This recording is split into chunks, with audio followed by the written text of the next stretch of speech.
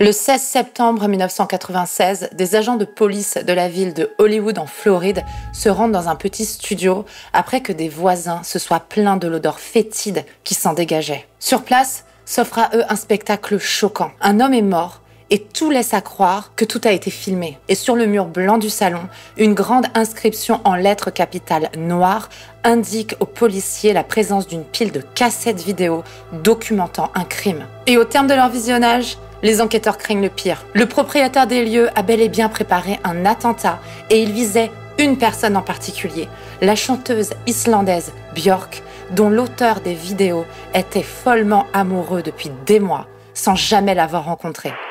Ça, c'était un avant-goût de l'affaire dont nous allons parler aujourd'hui. Moi, c'est Nelly. Ici, je poste à raison de 2 fois par mois des vidéos traitant d'affaires criminelles, parfois de cultures alternatives, de musique, métal, rock, etc. Parfois, tout ça mélangé en même temps. Si c'est un programme qui vous intéresse, eh bien, je vous suggère, pourquoi pas, de vous abonner. L'affaire du jour m'a été suggérée en commentaire il y a très peu de temps et j'ai pensé que c'était très intéressant pour moi d'en parler sur ma chaîne parce que ça cadrait bien avec le style de vidéo que j'aime bien faire.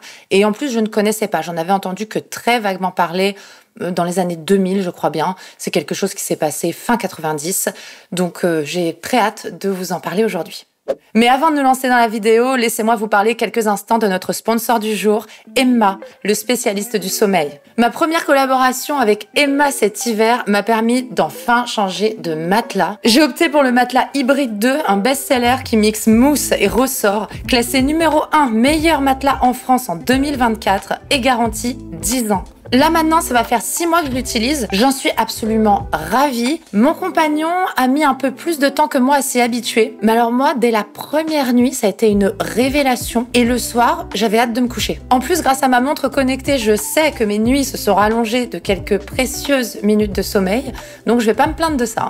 Emma propose une formule de 100 nuits d'essai gratuite. Donc s'il ne m'avait pas convenu, j'aurais très bien pu le renvoyer gratuitement. Vous avez compris que c'est pas le cas. Je vais le garder. Cette fois, j'ai voulu agrémenter mon matelas en piochant dans la vaste gamme d'accessoires proposée par Emma. J'ai opté pour la couette Nuage en version tempérée. Elle existe aussi en version légère. Elle est en microfibre respirante, lavable en machine. Elle garantit des nuits douces et confortables. Et pour l'habiller, j'ai choisi une des parures de lit Emma X La Redoute en satin de coton. J'ai opté pour le motif fleuri parce que moi j'aime bien le kitsch. Mais vous avez des options plus simples avec de jolis coloris unis. J'ai aussi repris les oreillers Nuage que j'avais testés lors de la première collab et qui, comme le matelas, m'avaient totalement convaincu. Ils sont moelleux, en microfibre synthétique et conçus spécialement pour les dormeurs sur le côté dont je fais partie. À noter que tous les accessoires sont garantis 2 ans et que vous bénéficiez de 30 jours d'essai. Alors si comme moi vous avez envie de mettre toutes les chances de votre côté pour avoir un sommeil réparateur, vous pouvez profiter des promos de printemps French Days 2025 allant jusqu'à moins 50% de réduction et ce du 22 avril au 12 mai 2025. Et grâce à mon code NellyKitty ou en cliquant sur le lien que vous trouverez en description de la vidéo et en commentaire épinglé, vous pourrez aussi bénéficier de moins 10% de réduction supplémentaire cumulable avec les offres existantes. Un grand merci à Emma d'avoir contribué à la douceur de mes nuits en sponsorisant la vidéo du jour dans laquelle nous n'allons maintenant plus tarder à nous plonger.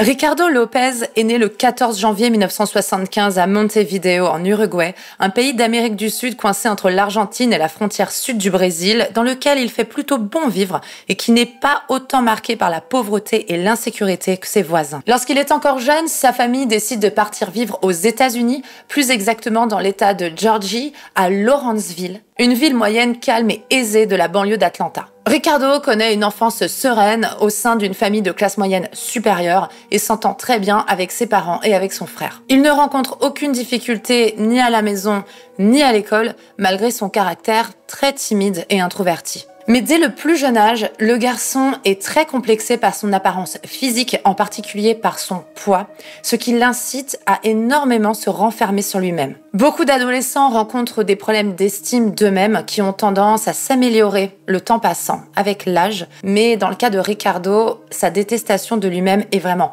très intense, il se hait profondément et a honte de son corps. En réalité, Ricardo a été diagnostiqué du syndrome de Klinefelter, une anomalie chromosomique qui se caractérise par la présence d'un chromosome X supplémentaire chez l'homme. Cette particularité se manifeste par un faible niveau de testostérone entraînant un retard de puberté, une faible pilosité, un manque de tonus musculaire, des testicules atrophiés et parfois une gynécomastie, c'est-à-dire un développement anormal des glandes mammaires chez l'homme. L'individu touché peut également rencontrer des troubles de la lecture, de l'apprentissage, du langage, ainsi qu'une infertilité à l'âge adulte. Ricardo Lopez ne sort que très rarement de la résidence de Lawrenceville où il vit avec ses parents et il n'a que très peu d'interactions sociales. Certes, il a quelques amis, mais uniquement des hommes. Il n'a jamais eu d'amis de sexe féminin et on ne lui connaît aucune petite amie. Ceci s'explique bien sûr par le fait qu'il se sent inadapté au monde extérieur et est très mal à l'aise en présence des femmes en raison de ses complexes. Les gens qui le connaissent ont malgré tout une très bonne image de lui et le considèrent comme un garçon agréable et gentil, malgré son caractère très introverti. Et malgré ses complexes, Ricardo Lopez a de grandes ambitions. Il est déterminé à devenir un artiste mondialement reconnu. Il abandonne même le lycée avant d'avoir terminé sa dernière année afin de se consacrer à ce projet, mais son manque de confiance en lui est tel qu'il n'ose même pas soumettre sa candidature pour intégrer une école d'art parce qu'il part du principe que de toute façon, il ne sera pas accepté. En 1992, il a 17 ans, il ne va plus en cours. Il commence alors à travailler à mi-temps pour l'entreprise de dératisation de son frère et c'est à cette époque qu'il commence à beaucoup se renfermer sur lui-même. Il passe de plus en plus de temps dans la cave de ses parents, dont il a fait son antre. Là-bas, seul au milieu de ses pensées invasives, il commence à se créer son propre monde intérieur fantasmagorique qui lui permet d'échapper au monde réel dans lequel il ne trouve pas sa place et qui ne lui convient pas. Et rapidement, il commence à développer des obsessions envers des célébrités. Car Ricardo Lopez souffre d'un autre syndrome que celui de Klinefelter dont je vous ai parlé en début de vidéo, celui de l'adoration des célébrités ou CWS pour Celebrity Worship Syndrome. C'est un trouble addictif et obsessionnel qui se manifeste de manière plus ou moins intense et on a pour habitude de le classer en 3 types.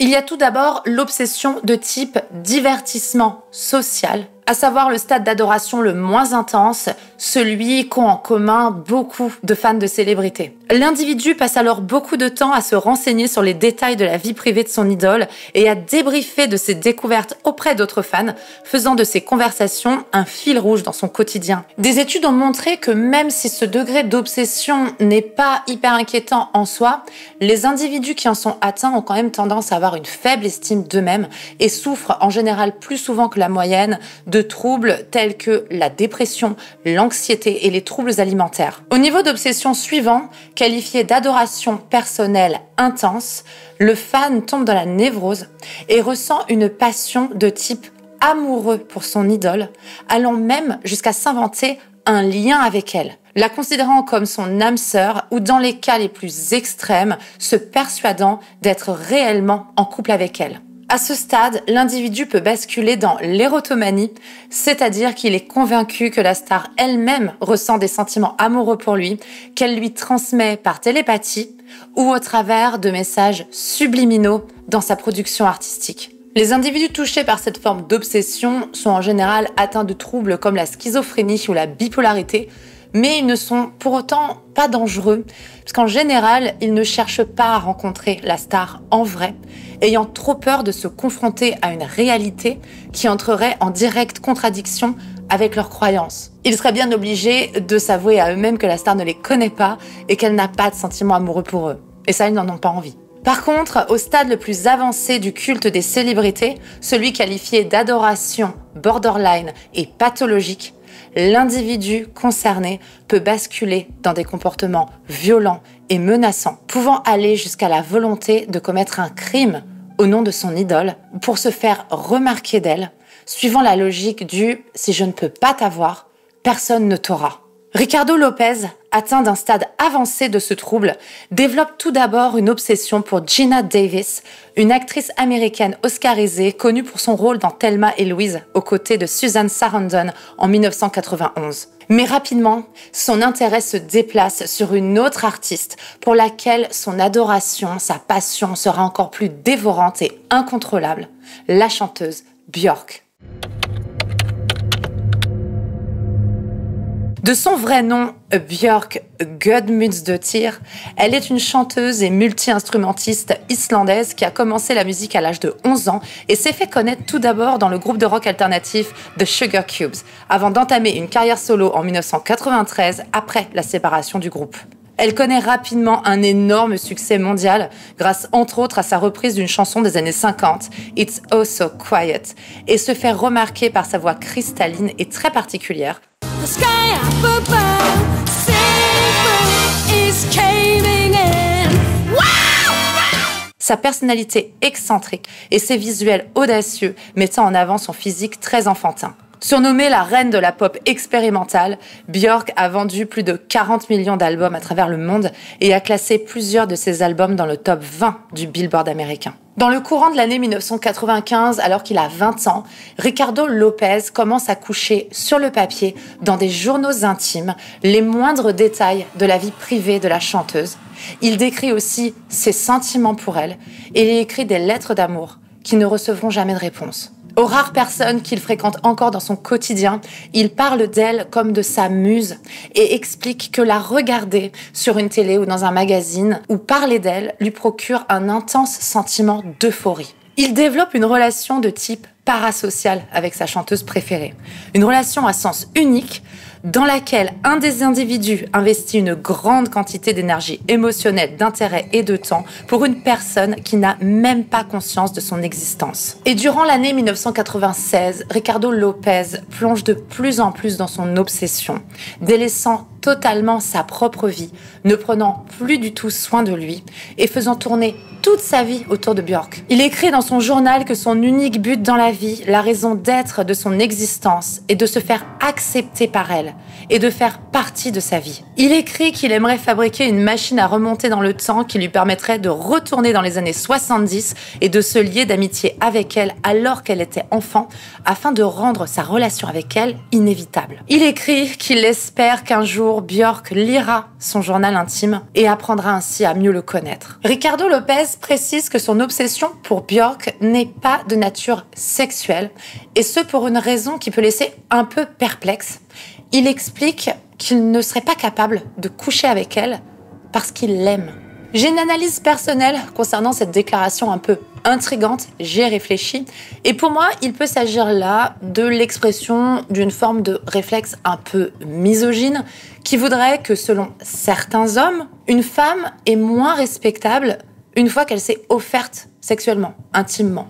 Et donc, si on aime réellement une femme, eh bien, selon cette logique, on n'a pas forcément envie de coucher avec elle. Et je pense aussi que c'est à mettre en rapport avec l'aspect enfantin de Björk, qui semble plaire particulièrement à Ricardo Lopez, à son côté pur et innocent, qu'il n'a pas forcément envie de ternir en ayant des relations sexuelles avec elle. En tout, le journal de Ricardo Lopez fait 800 pages. Une grande partie est consacrée à son sentiment de mal-être, de haine de lui-même et de son physique. Il se considère comme un raté sur tous les domaines. Amoureux, incapable d'avoir une petite amie. Académique, il n'a pas pu finir ses études. Professionnel, il a du mal à trouver un emploi stable et surtout à le garder. Il dit tout rater, n'être capable de rien, même pas d'obtenir son permis de conduire, ce qui le rend dépendant de ses parents. Son journal a été analysé et 168 références à son sentiment d'échec sont recensées, 34 au décisif, 14 au meurtre. Et l'autre grand thème de son journal, contenant lui 408 références, c'est son amour pour Björk. Elle était tout pour lui, alors qu'elle ne savait même pas qu'il existait.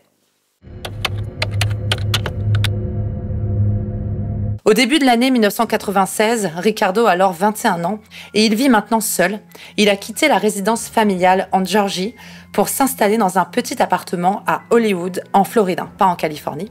C'est une grande ville entre Fort Lauderdale et Miami. Et là-bas, il n'y a plus personne pour mettre un frein à sa descente aux enfers. Et un élément en particulier va précipiter la descente aux enfers de Ricardo Lopez, le poussant dans les extrémités du délire et de la folie. Au début de l'année 1996 donc, il apprend en lisant un magazine People que Björk a une relation amoureuse avec un musicien, le DJ britannique Goldie. Ricardo, qui durant les 8 mois précédents avait fini par se persuader que Björk traversait la même chose que lui, qu'elle était elle aussi obsédée par lui et n'attendait qu'une chose, le retrouver, prend ça comme une trahison.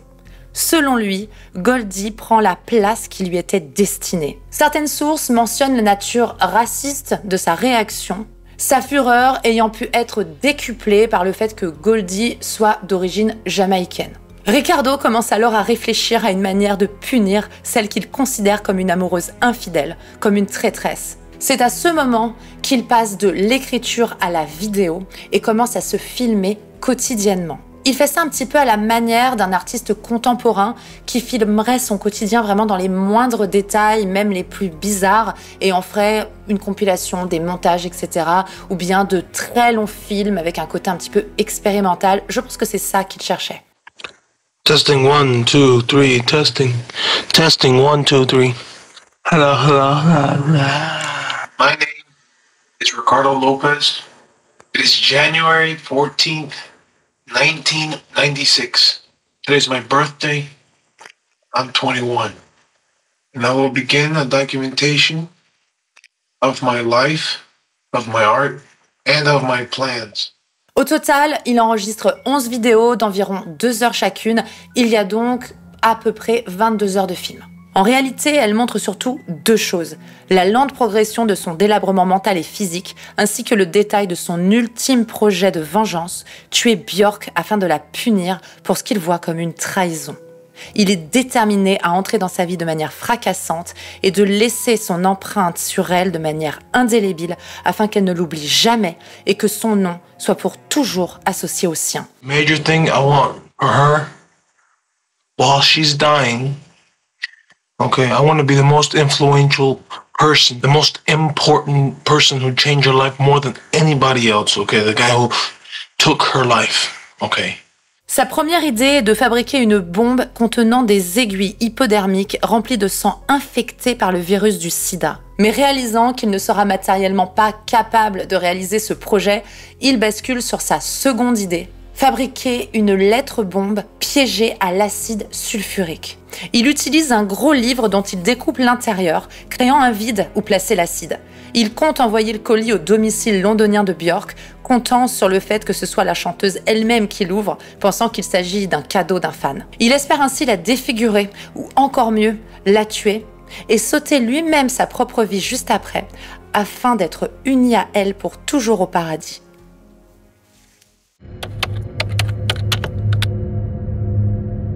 Le matin du 12 septembre 1996, il filme sa dernière vidéo, intitulée Last Day, Ricardo Lopez. On le voit se rendre à la poste, muni de son colis piégé, hyper nerveux à l'idée d'éveiller les soupçons de la police ou les employés de la poste. Il sort rarement, donc il n'a pas l'habitude d'être à l'extérieur. Il explique avoir une arme chargée sur lui, dont il se servira pour mettre fin à ses jours s'il se fait arrêter. Mais tout se passe bien, il arrive à poster sa lettre-bombe et regagne son appartement. Là-bas, il met en place son dernier rituel. Il se met totalement nu, se rase la tête et les sourcils et se recouvre le visage de peinture rouge et noire. Le tout sur un fond de musique, celle de Björk évidemment. Puis Ricardo passe à son geste final. Il se tient devant un panneau sur lequel il a inscrit « The best of me », le meilleur de moi. Tout laisse à penser qu'il comptait disperser sa matière cérébrale sur ce tableau comme pour concrétiser une ultime œuvre d'art en destination de Björk bien sûr. Mais comme beaucoup des choses qu'il a entreprises dans sa vie, ça ne va pas fonctionner. Il sera un raté ultime jusqu'au bout, jusque dans sa dernière provocation. Car on apprendra plus tard que l'arme choisie n'était pas assez puissante pour provoquer le résultat gore escompté. Au lieu de mourir sur le coup et de réussir à se répandre en quelque sorte sur le tableau derrière lui, l'homme s'est seulement gravement blessé et a connu une mort lente et douloureuse se vidant de son sang au sol. Il n'y avait absolument pas une goutte de sang sur le tableau sur lequel il y avait marqué « The best of me ». Rien n'avait bougé et c'est cette image qu'a capturé la caméra. La dernière image de l'œuvre de Ricardo Lopez. Et sur cette image, il n'y a rien. 4 jours plus tard, son corps est découvert par la police suite à un appel inquiet de voisins alertés par l'odeur fétide qui se dégageait de l'appartement. Sur place, sur le mur blanc du salon, les agents découvrent un message écrit en lettres capitales par Ricardo. Les cassettes 8 mm sont une documentation d'un crime. Elles sont pour le FBI. La police, craignant un attentat, fait immédiatement évacuer l'immeuble et s'empresse de visionner les 22 heures de film sur les cassettes. Heureusement, ils peuvent prévenir leurs homologues anglais et le colis envoyé par Ricardo au domicile londonien de Björk est intercepté à temps. Un échec de plus pour Ricardo Lopez, post-mortem cette fois-ci. Quoi qu'il en soit, le colis piégé avait peu de chances d'atteindre la chanteuse puisque tout son courrier était au préalable trié par son équipe dans un des locaux de son label avant de lui être transmis. Dans sa passion folle et meurtrière, Ricardo Lopez n'avait pas songé à ce genre de détails, pourtant assez prévisibles. Il est à noter que le hasard a joué un tour supplémentaire à Ricardo, puisque seulement quelques jours avant qu'il en finisse, Björk a mis un terme à sa relation avec Goldie, relation qui avait de base motivé Lopez à s'en prendre à elle. Le 18 septembre 1996, soit 6 jours après l'incident, Björk a donné une entrevue devant sa propriété à Londres. Face à une nuée de journalistes, elle a déclaré être dans une profonde détresse à cause de ce qu'elle a appris sur Ricardo, dont elle ignorait l'existence quelques jours avant. Et on comprend qu'elle n'est pas tant touchée par le fait d'avoir été menacée, elle précise même qu'elle est plus inquiète pour son fils que pour elle en réalité, mais elle est en fait touchée par l'histoire même de Ricardo, par le fait qu'il ait pu mourir pour elle et en quelque sorte à cause d'elle. Elle a l'air sincèrement désolée de ce qui est arrivé à celui qui pourtant voulait sa mort. I was more worried about my son, really. Well, it's just kind of a sad thing, obviously when somebody shoots their face off, Elle enverra d'ailleurs même des fleurs à la famille Lopez et décidera de s'éloigner des médias afin d'éviter qu'un tel drame ne se produise à nouveau. Quant aux proches de Ricardo, ils étaient au courant de son obsession pour la chanteuse et ils se sont justifiés en expliquant qu'ils ne se sont pas doutés un seul instant qu'il pourrait être menaçant ou violent. Et c'est d'ailleurs la même chose pour le psychiatre qui l'avait reçu peu de temps avant sa mort au sujet de son anxiété. Il déclare qu'il l'avait considéré comme absolument pas dangereux, totalement inoffensif. L'histoire de Ricardo Lopez, plus connu aujourd'hui sous le nom de Björk Stalker, le harceleur de Björk, a fait l'objet d'un documentaire compilant ses vidéos en 2000, ainsi que d'un film d'horreur érotique considéré comme le premier film d'horreur albanais en 2019. J'ai fini ici de vous raconter l'histoire tragique et triste de Ricardo Lopez, le harceleur de Björk. Si vous avez trouvé ça intéressant, comme d'habitude, vous n'hésitez pas à mettre le pouce en l'air. Et moi, je vais en profiter pour me confier un petit peu à vous et vous donner l'occasion de vous moquer un peu de moi. Cette affaire, comme je vous ai dit, m'a été suggérée par un abonné en commentaire il y a peu de temps. J'en avais vaguement entendu parler, mais je ne connaissais pas les détails. Et très rapidement, je me suis décidée à en faire une vidéo parce que, écoutez, je me suis sentie un petit peu concernée. Parce qu'il faut savoir que moi, je suis du style à être très fan. Depuis que je suis petite, quand je suis fan d'un artiste, souvent des musiciens, je suis un peu extrême. Mais ça, sur tous les aspects de ma vie. Je suis hypersensible, je suis extrême dans tout ce que j'entreprends, dans tout ce que je ressens, dans tout ce que je fais. Et ça concerne aussi mon fanatisme pour les artistes. Alors, je vous rassure tout de suite, moi, je n'en suis qu'au stade 1, celui qu'ils appellent le divertissement social, quelque chose comme ça. C'est-à-dire qu'en effet, je passais beaucoup de temps à me renseigner sur la personne, ou même au niveau de la musique, à décrypter les paroles de chansons, etc. Je vais avoir tendance à passer beaucoup de temps à regarder les clips, les concerts, les interviews, etc. C'est mon style. Il y a peut-être aussi une petite déformation professionnelle, puisque c'est ce genre de choses que je fais pour mes recherches, de me plonger comme ça dans des sujets, de consommer beaucoup de contenu. Écoutez, je fais pareil pour mes musiciens préférés, en gros. Après, moi, j'ai la chance, si on peut dire ça comme ça, d'être moi-même exposée publiquement. Donc, je peux voir des comportements parfois un petit peu extrêmes à mon encontre, me concernant. Et je vois bien les dérives que ça peut causer. C'est pas du tout quelque chose que je me souhaite et je ne me laisserai jamais aller là-dedans et c'est impossible en fait. C'est absolument impossible puisque j'en subis quelque part les conséquences, même si évidemment c'est pas au niveau de star mondiale. Hein. Mais je vous assure que dès que vous vous exposez sur les réseaux, même sans avoir une grosse audience, vous avez ce genre de choses. Je suis simplement quelqu'un d'extrême dans tout, y compris dans ma passion pour les musiciens. Bref, j'ai trouvé que c'était amusant de parler de cette affaire, sachant que le sujet me parlait pas mal. Vous vous moquez pas trop fort en commentaire, hein, s'il vous plaît, parce que je risque de me vexer. Et si vous êtes comme ça aussi, dites-le moi, ça me fera plaisir de me sentir moins seule. Et pour l'anecdote, c'est la première vidéo que je filme depuis que j'ai 40 ans. Je les ai eues le 4 avril. Donc voilà, est-ce que vous me trouvez changée? Alors vous me trouvez peut-être un peu bronzée, parce qu'il a fait très beau chez moi pendant 2 semaines, là. Maintenant, c'est fini. Et oui, je travaillais dehors, j'avais mis mon ordinateur dehors et j'ai pris beaucoup le soleil. Je crois que ça se voit un petit peu. Mais à part ça, est-ce que ça se voit que ça y est, mon âge ne commence plus par 3? Moi, ça me fait un peu mal quand même. Hein. Mais allez, on va ignorer ça, puis on va continuer d'avancer sans trop y penser. Écoutez, sur ce, je vous remercie pour le soutien que vous m'apportez de manière quotidienne sur ma chaîne, dans les commentaires et également sur Instagram. Je vous invite à me suivre. Hein. Justement, si vous voulez me voir en train d'être un peu extrême dans mon obsession sur mes musiciens préférés, c'est par là-bas que ça se passe. Hein. Et puis comme d'habitude, le petit rappel qui est maintenant habituel, n'hésitez pas à vous abonner à la chaîne si vous aimez mon contenu. Et si vous le faites, si vous vous abonnez, pensez bien à activer les notifications sur toutes, parce que c'est ça qui va garantir que vous ne ratiez pas mes vidéos quand je les publie. Et c'est très bon pour l'algorithme que le plus de personnes possible, donc de personnes abonnées, regardent ma vidéo tout de suite dès que je la publie. C'est ça qui va faire que YouTube va ou non proposer la vidéo à d'autres gens qui sont pas encore abonnés. Sur ce, je vous remercie encore une fois de votre présence. J'espère que vous allez tous bien et je vous dis à dans 2 semaines. Ciao.